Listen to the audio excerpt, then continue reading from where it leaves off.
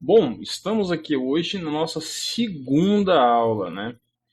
Então, assim, eu vou até salvar isso daqui e vou vir aqui para nossa segunda aula, criar um novo arquivo index.html, tá? Eu vou deixar todos esses arquivos em um repositório do GitHub e então vamos lá. Primeiramente, vamos copiar aqui no nosso conteúdo da aula 1 e vamos dar continuidade aqui à nossa aula 2. Bom, na aula 1 a gente verificou qual é a estrutura básica, né, de um HTML. E agora a gente vai adicionar alguns itens de configuração básica também ao nosso HTML. Nós temos aqui então a primeira tag meta que a gente vai ver, né, a primeira configuração tag meta, é o meta char7. E dentro desse char7, nós determinamos qual é a configuração de caracteres especiais que a nossa página vai apresentar. No caso aqui, o Chrome está me permitindo apresentar o acento no A, né? Mas assim, não é uma característica comum de todos os navegadores. Então, para que todos os navegadores identifiquem quais são os caracteres que vão apresentar, né, caracteres especiais, né, como cedilha, por exemplo, né, cedilha. E a gente tem que... Deixa eu abrir ele aqui, no caso. Isso. O cedilha, no caso. Então, a gente tem que determinar qual que é a nossa configuração, a nossa codificação de caracteres especiais. E essa codificação ela tem alguns nomes, tal. Mas o principal, que a gente sempre, maior parte das vezes, utiliza, por conta da sua grande quantidade de caracteres especiais já registradas internamente nele, é o UTF-8. Tá? O TF8, ele basicamente traz todos, ou quase todos, os caracteres especiais existentes em línguas, certo?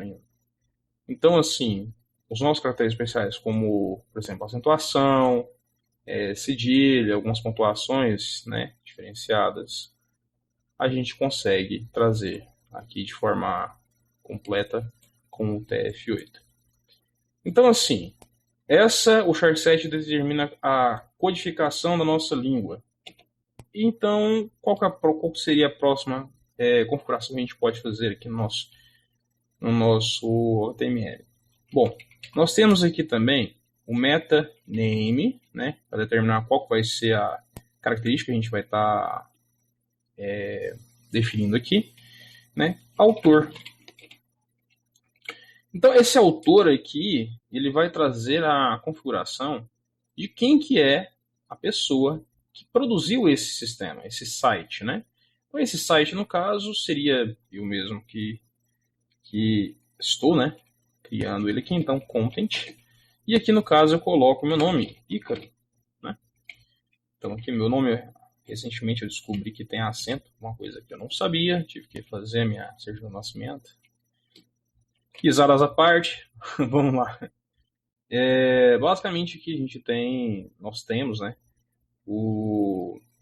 a meta tag determinada, com atributos determinados para poder determinar quem é o autor, né, desse documento HTML.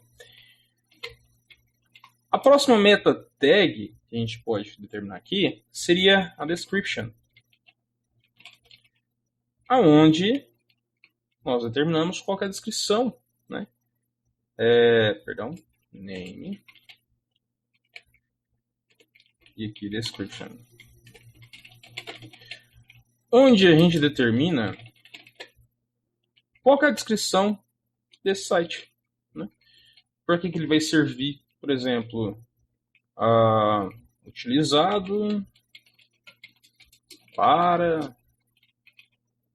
como primeiro site, né? Como primeiro site, acho que ficou muito bom, né? Então, basicamente a gente descreveu para que serve essa página. No caso, se você tivesse várias páginas, cada página teria uma descrição diferente. Provavelmente, se tivesse mais de um com texto sendo apresentado no seu site por completo, né? Dentro da tag meta, nós também podemos definir algumas coisas como keywords, né? Keywords,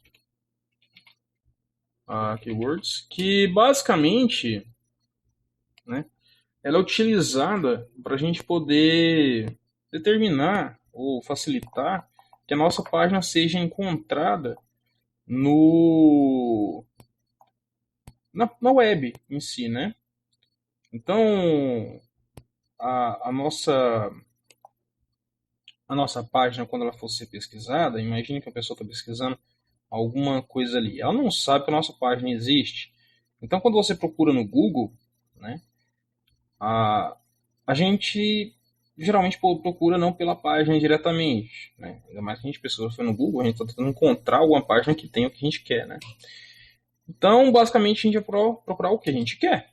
Então, aqui no Content, nós determinamos quais vão ser as palavras-chave ou, né, que vão auxiliar o nosso site a ser encontrado, né? Que aquele assunto vai ser auxiliado a ser encontrado no nosso site.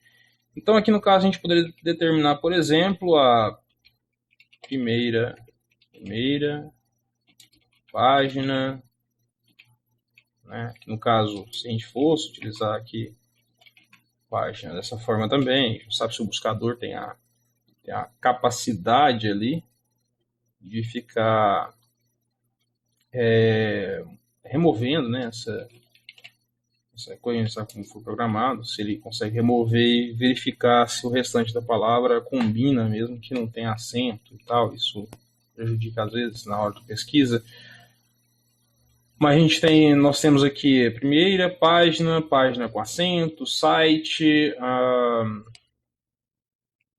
não sei que posso colocar primeiro aqui também, né? Coloquei primeiro lá em cima. Então, basicamente, a gente teria essas keywords. Separação por vírgula, onde que cada vírgula para, né? Porque a palavra que está sendo utilizada na pesquisa como uma palavra-chave, né? Que keyword significa palavra-chave, né? E, basicamente, cada uma dessas palavras é uma palavra-chave que poderia ser utilizada para facilitar que o seu site seja encontrado, que a sua página seja encontrada. A próxima meta tag que nós vamos implementar aqui, né, nós vamos ver, seria, no caso, uma página, como posso dizer, ela vai direcionar para a sua página como ela vai ser renderizada, né? Qual que seria